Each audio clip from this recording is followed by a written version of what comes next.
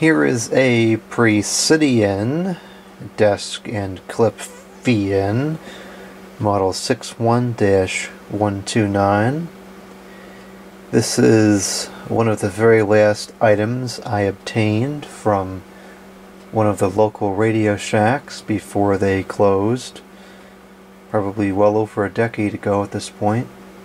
I used to go to Radio Shack pretty often. I would often go there with my grandfather. A lot of times I didn't get anything, we just liked to browse through the store. But I remember seeing this there. It was kind of a one-off thing. There was only one there, and it was there for weeks and weeks and weeks. And after I harassed him enough, he finally bought it. And I just thought it was pretty cool at the time. I don't know why. It's pretty typical. There's nothing really extraordinary about it, but at the time I just thought it was interesting. So here it is. I'm not really sure what the manufacturer of this thing was. There's not a whole lot of information on the box. Presidian is a Radio Shack house name that I've seen put on a number of different things.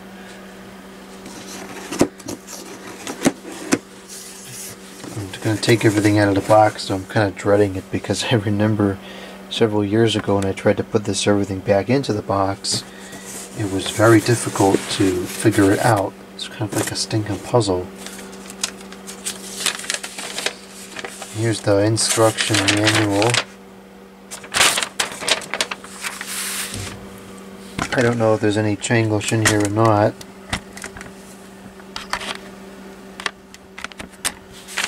But you can pause the video and read the manual if you so desire to. Hopefully that's a clear enough image.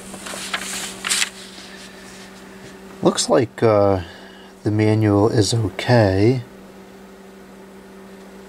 It only has a 90-day warranty, so maybe it's kind of cheap. I don't know. I recall this being only a couple of dollars, like well less than 20, maybe $7 or $15. It wasn't a lot of money, so it probably is cheap. But I got a lot of use out of this over the years. You know, at the time when I got this, I didn't have a lot of fans, and so the fans that I had, they got used a lot. And I remember using this one extensively. So we have two bases. We have the clip base, the tabletop base, all of which is very dusty. And then we have the fan itself, which does not appear to have a UL listing on it, and so consequently I don't know what the date code is, but I would suspect this was purchased, well, I know it was purchased before 2008. It was probably purchased in like 2005, 2006, somewhere in there. Definitely a mid-2000s product. It needs to be cleaned. I think I used this in the bathroom for a while. Maybe that's why it got so dusty. I did a video on this many years ago. In fact, it was one of my very first clean and service videos where I cleaned this out and lubricated the motor and everything. So this has made video appearances before. It's in pretty good condition. It's very dusty, but there's nothing really cosmetically wrong with it. The way the base is attached, you have a plastic wing nut kind of thing, a bolt, and then a nut. And this just goes on here. Either one will go on. Put that one on here for now. And then there's one side that's got the nut. This is the circular side, so you slip this through that way. And this side has the nut area, so you can put this in there and it'll line it up with the plastic, and then it slips down in there, and then you can screw it in. Pretty simple, pretty easy to use. And of course you tighten it up a little bit to keep it in place. And the clip is, you know, the typical clip. Never broke, so it must be made relatively well. A lot of these tend to break. This one seems like it's pretty stable. It opens within reason. I would say maybe 1.5 inches at most. So that's that. We use the desktop base for the video because it's easier to keep it on the table that way.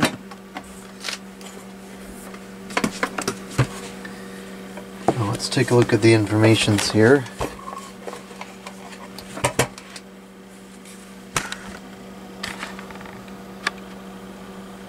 It is the RadioShack catalog number 61-129. It would be interesting to go look at the catalog and see if I could find this in there. Excuse me. Desk and clip VN input AC 120 volts 60 hertz.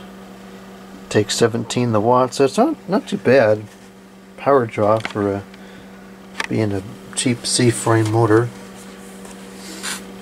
Cord is all coiled up here, so leave that as it is. The voltage right now is 118.6, a little bit low today.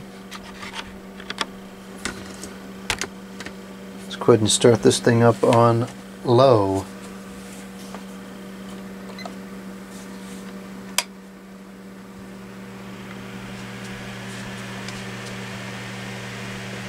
It is pretty powerful. I remember that about this thing. It's more powerful than some of the other 6-inch VNs of this format that I've used. Noise level isn't too bad. It's not as quiet as the 2002W from Lasco, but it's not really obnoxious either. And at 13 watts, that's a pretty reasonable power draw. 0.19 amps, and the power factor is 0.62 or 0.58. I don't know why it kept changing. It moves pretty strong air right in front of it, but it doesn't seem to carry too far. It's pretty powerful output right in front, but then I guess it's still there. Okay.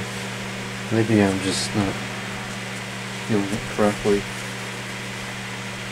I'm about like 4 or 5 feet back from it, and it doesn't seem like it's pushing. Well, actually, you know what? It is pushing the air, but it's not a like steady straight stream. It's kind of coming out to the side. It's kind of weird. It's kind of good though at the same time, because if I'm standing a couple feet away from this, the airstream is very wide. It's not a narrow thing. The blade's in pretty good balance, not bad. Alright, let's go to the high.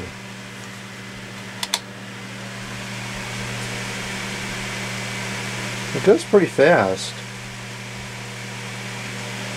That's drawing 0.23 amps, 16 the watts, so it's almost right around where it's supposed to be. And the power factor is 0.58. It's pretty low.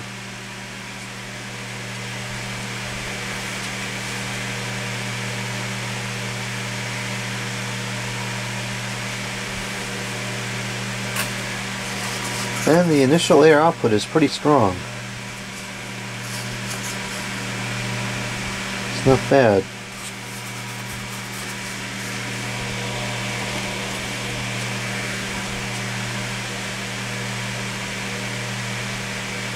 I remember using this a lot, and the sound brings back a lot of memories of summers past.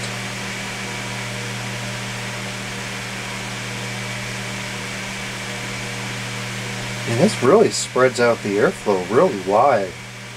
I'm standing maybe 3 feet away from it, and I can feel a pretty consistent breeze almost 2 feet apart. It's not a bad fan at all.